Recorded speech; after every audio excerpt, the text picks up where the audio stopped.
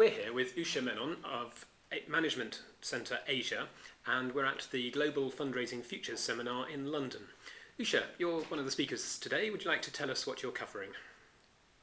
What I cover today is really Asia, because there's so much of questions about market entry into Asia.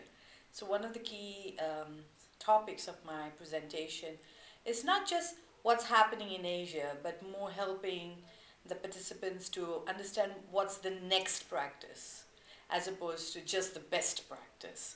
Because Asia does have quite a few good things happening, as we all know, and it is how we're going to now look at that and see where we're going next, especially with the INGO network and the International NGOs network. There's so much we can leverage out of it. There's so much more that can be done. There's so much more that can be learned. And I believe that my session is very much about that. Both looking at what is successful in the mature market context and how or whether it is relevant to the emerging market. Likewise, what are some of the traditional as well as successful methodologies in other emerging markets that could be relevant to the developed industrialized world too. Yeah. How are Asian NGOs responding or reacting to the economic crisis? As you would have known from the economic reports that are coming, Asia, one because of its large domestic market, although has been impacted, has not really been impacted at the levels that the United States or even Europe could have been. Of course, there has been an impact. The need has become even more urgent and visible. So from a fundraising point of view, there are two ways of looking at it.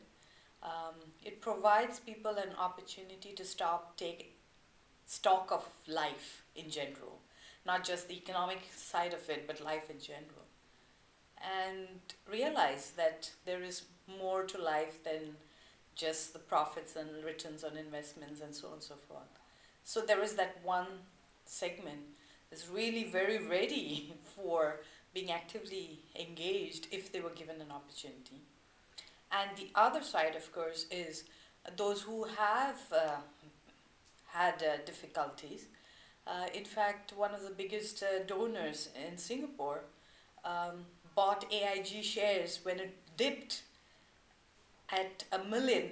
He bought it for $1 million and sold it in a week for $5 million and donated the entire proceeds to a local not-for-profit.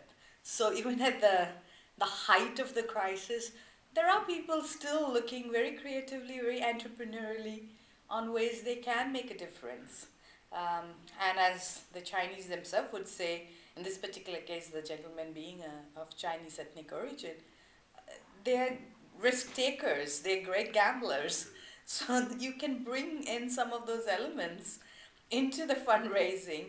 But the point is, your stakeholders, your donors, your potential donors have to be passionate about it, your cause, to want to take that kind of risk for your cause. So there is a lot of good stories coming out of that too. At the same time, yes, there is a lot of challenges. But knowing what's next helps, because then the challenges usually are medium term to short term actually, rather than a long term challenge, because when you know the next practice, you know you have the big picture in front of you. So are there any tips or particular successes you'll be sharing today from NGOs in Asia? Yes, I will be sharing examples of INGOs that have done well. One is just to be a little more reflective about the whole purpose of new market entry. Is it just because there is a decline in ROIs or net income in developed environment, that is why we're going to developing or emerging markets? Or is it because we're looking at the sustainability of our partner organizations or affiliates? Because once you get those kind of questions thought through, the fundraising in itself is the next step, not the first step. So getting the strategy right, I find, is a very important piece that our NGOs really need to think through first.